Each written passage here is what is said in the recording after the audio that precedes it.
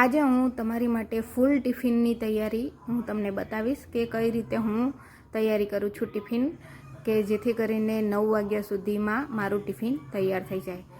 9 વાગ્યા સુધીમાં આ ટિફિન તૈયાર થઈ જાય છે. એવી જ રીતે હું તમને પણ બતાવું છું. રોટલી અને શાક ટિફિનમાં અને સલાડ હોય છે.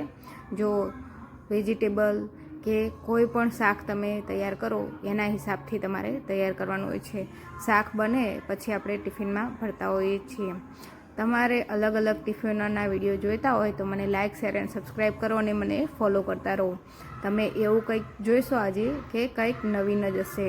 આજે ચણાનું શાક બનાવ્યું છે મેં, તે તમને ફૂલ કઈ રીતે હું બનાવું છું એનો વિડીયો હું આજે તમારી સાથે શેર કરું છું.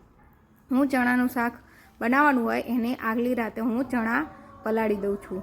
થોડા નવસેકા ગરમ પાણીમાં આપણે પલાળીએ ચણા એટલે એકદમ ફૂલાઈને થઈ જાય છે તૈયાર. એટલે સવારમાં આપણાને બાફવામાં પણ જલ્દી થઈ જાય.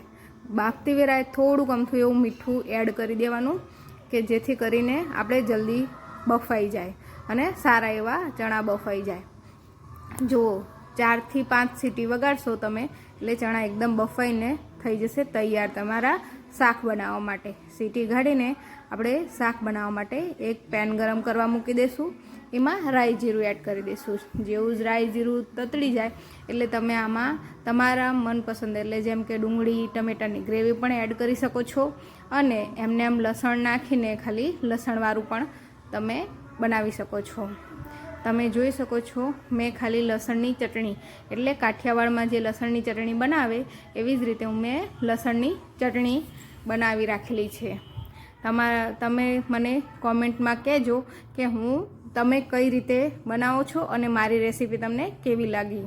જો લસણની ચટણી જેવી જ ગરમ થઈ ગઈ એટલે મેં તરત જ ચણા અંદર એડ કરી દીધા. થોડીક વાર ચટણી અને ચણા એમને એમ જ ઉકળવા દેવાનું જેથી ચણામાં એકદમ સ્વાદ ભરાઈ જાય લસણની ચટણીનો. જેથી ખાવા બેસો ત્યારે આમ ડબ્બો ખોલતા જ તમને ખાવાનું મન થઈ જાય એવું કંઈક ફીલ થવું જોઈએ તો જ કંઈક ખાવાનું મજા આવે.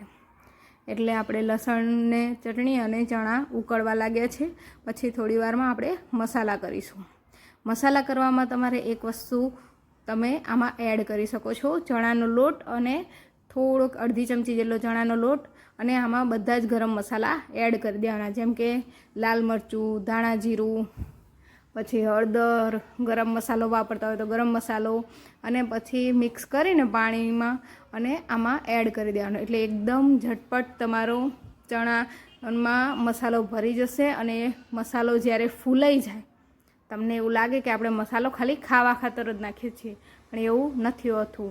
મસાલો સહેજ ફૂલાય અને અંદર વેજીટેબલ કે શાકમાં મિક્સ થાય ત્યારે જ એ શાકનો સ્વાદ કંઈક અલગ આવે છે. પછી તમે આ રીતે થોડું ચડી જાય પછી ચાખી શકો છો કે સ્વાદ કેવો છે. એકદમ ટેસ્ટી એવું તમારું શાક તૈયાર થઈ જશે. તમને ટિફિન ખોલતા જ જ્યારે ચડતું હશે ત્યારે જ ખાવાની મન થઈ જશે. તમને બપોરે ટિફિન ખોલવાની પણ રાહ જોવાનો ટાઈમ નહીં મળે. એવું જ તમારું શાક તૈયાર છે. તમે ટિફિનમાં ભરી શકો છો. મારું ફેવરેટ મસાલા ચણાનું શાક ને ઝટપટ તૈયાર થઈ જાય તમારા ટિફિનમાં ભરવા માટે. એવી રીતે જ મારા વિડીયોને ફોલો કરતા રહેજો. Thank you.